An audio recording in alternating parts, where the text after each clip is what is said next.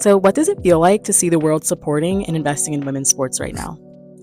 I think it feels it's about time and it's exciting, and I wish that this wasn't a conversation that we had to have had, but I am excited that it's getting the attention that it deserves in some sports, but still in so many other sports there's still such a lack of attention. So I'm really hoping that this movement continues, and hopefully as we continue to gain more attention female sports, it's not going to be separated and it won't be such a big deal, because I think the moment that women's sports is not such a big deal and not in all the headlines, that means that there's equality and everyone is watching both. So I know that you have your children's book that has just come out, and thank you for doing things like that for kids. I think that's amazing. Thank you. I wanted to know what advice you would give 5-year-old Aly to just remind her to stay true to herself. I would tell 5-year-old myself to that it's going to be okay, and to advocate for what I need, which I know is hard to do when you're a child, but just knowing that everything I'm feeling is valid and real. And, I think as a kid I had anxiety, so I think telling myself it's normal to have anxiety, a lot of us do, and it's okay to ask for help and to trust my gut.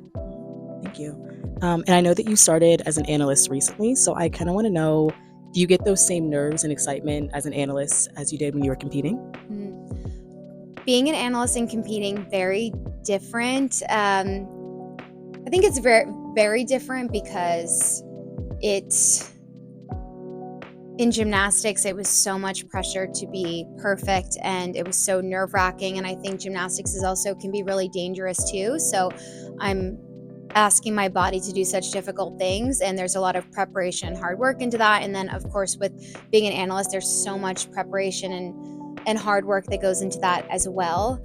But I think that is just different because I want to do the athletes and the coaches justice, and I want to come from it from a more human side and being empathetic. If they make a mistake, I want to remind people that they're human and recognize that we all make mistakes. They're all doing the best that they can, and kind of come from it from that angle. And I really care. I guess they're similar in the sense where I work very hard for both of them, and both of them I really want to do a good job and do it justice. But I think I feel very differently doing both of them, just because one of them I'm doing gymnastics and flipping, then the other one is it's talking the whole time. So I get very nervous for both of them, but it's hard to compare them because they're such different skill sets. But I feel like I'm learning a lot for the commentating, and hopefully I'll get better and better. But it's something that I think about a lot. It's very important to me. Congratulations on starting Thank that too. you. One last fun question. Where's the best place that sports has taken you?